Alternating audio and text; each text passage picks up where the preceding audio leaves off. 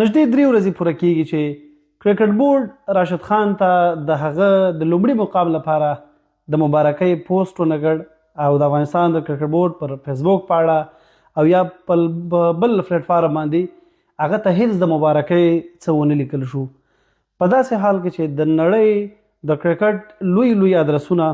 لوی فیسبوک پاڼې لوی ټویټر پاڼې مشهور تلویزیونونه ټول سپورت چینلونه پر دې باندې وغږېدل چې راشد خان له یو ورځنیو لوبو سره جفت د شلاوره لوبو د ټولې دنیا په کچه باندې غوره بالر شو چې هغه په ښه اکانومۍ او په ډېرو وکټو سره دا ځای خپل کړ یعنی په یو کال کې د دوو مهمو 500 ورځو او شل ورځو فارمټونو غوره لوبغاړي خو مګر تاسې ورشئ د افغانستان د کرکټ بورډ د فیسبوک پاڼه وګورئ هغوی د ډېرو وړو ریکارډونو لپاره چې هغه ان داخلي ریکارډونه دي خو چې په ټول هیواد په کچه باندې وي هغوی پوسټونه کوي د یو لوبغاړي لپاره ان د کورنۍ کرکټ لوبغاړي لپاره مګر د راشد خان د دغه عمره لوی اعزاز د دغه عمره لوی لاسته راوړنې په هکله باندې چوپه خوله دي له دې در قیاس کړئ چې د دې خلکو بدي هم له راشد سره ده او هم یې د افغانستان له کرکټ سره هم یې د افغانستان له د کرکټ له مینوالو سره ده او په دې کې څوک ښکیل دي په دې کې میرویس خان ښکیل دی په دې کې نصیب خان ښکیل دی او په دې کې به یو څو نوري چې هغوی له افغانستان او له راشد خان سره بدي اعلان کړې ده زه نه پوهېږم چې د ضمیر د دې خلکو ولې دومره مړ دی چې د میلیونونو خلکو خوشحالۍ سره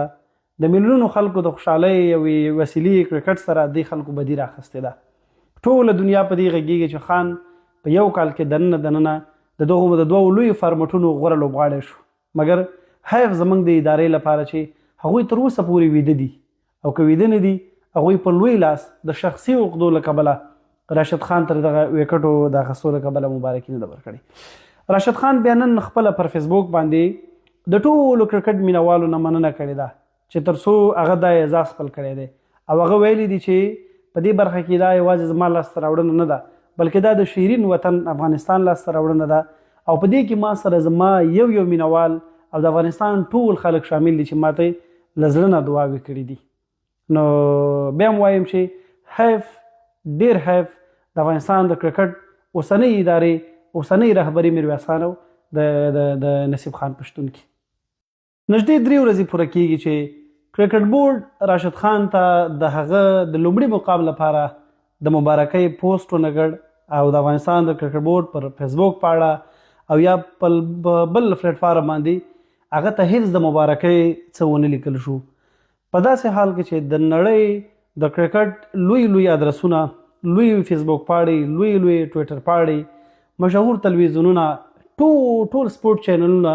پر دې باندې وغږېدل چې راشد خان له یو ورځنیو لوبو سره جفت د شلاوره لوبو د ټولې دنیا په کچه باندې غوره بالر شو چې هغه په ښه اکانومۍ او په ډېرو وکټو سره دا ځای خپل کړ یعنی په یو کال کې د دوو مهمو 500 ورځو او شل ورځو فارمټونو غوره لوبغاړي خو مګر تاسې ورشئ د افغانستان د کرکټ بورډ د فیسبوک پاڼه وګورئ هغوی د ډېرو وړو ریکارډونو لپاره چې هغه ان داخلي ریکارډونه دي خو چې په ټول هیواد په کچه باندې وي هغوی پوسټونه کوي د یو لوبغاړي لپاره ان د کورنۍ کرکټ لوبغاړي لپاره مګر د راشد خان د دغه عمره لوی اعزاز د دغه عمره لوی لاسته راوړنې په هکله باندې چوپه خوله دي له دې در قیاس کړئ چې د دې خلکو بدي هم له راشد سره ده او هم یې د افغانستان له کرکټ سره هم یې د افغانستان له د کرکټ له مینوالو سره ده او په دې کې څوک ښکیل دي په دې کې میرویس خان ښکیل دی په دې کې نصیب خان ښکیل دی او په دې کې به یو څو نوري چې هغوی له افغانستان او له راشد خان سره بدي اعلان کړې ده زه نه پوهېږم چې د ضمیر د دې خلکو ولې دومره مړ دی چې د میلیونونو خلکو خوشحالۍ سره د میلیونونو خلکو د خوشحالۍ یوې وسیلې کرکټ سره دې خلکو بدي راخیستې ده ټوله دنیا په دې غږېږي چې خان په یو کال کې دننه د دغو د دوو لویو فارمټونو غوره لوبغاړی شو مګر حیف زموږ د ادارې لپاره چې هغوی تر اوسه پورې ویده دي او که ویده نه دي هغوی په لوی لاس د شخصي عقدو له کبله راشد خان تر دغه ویکټو د اخیستو له کبله مبارکي نه ده ورکړې راشد خان بیا نن خپله پر فیسبوک باندې د ټولو کرکټ مینوالو نه مننه کړې ده چې تر څو هغه دا اعزاز خپل کړی دی او هغه ویلي دي چې په دې برخه کې دا یوازې زما لاسته راوړنه نه ده بلکې دا د شیرین وطن افغانستان لاسته راوړنه ده او په دې کې ما سره زما یو مینوال او د افغانستان ټول خلک شامل دي چې ماته له زړه نه دعاوې کړي دي. نو بیا هم وایم چې حیف، ډېر حیف د افغانستان د کرکټ اوسنۍ ادارې اوسنۍ رهبري میرویس خان او د نصیب خان پښتون کې.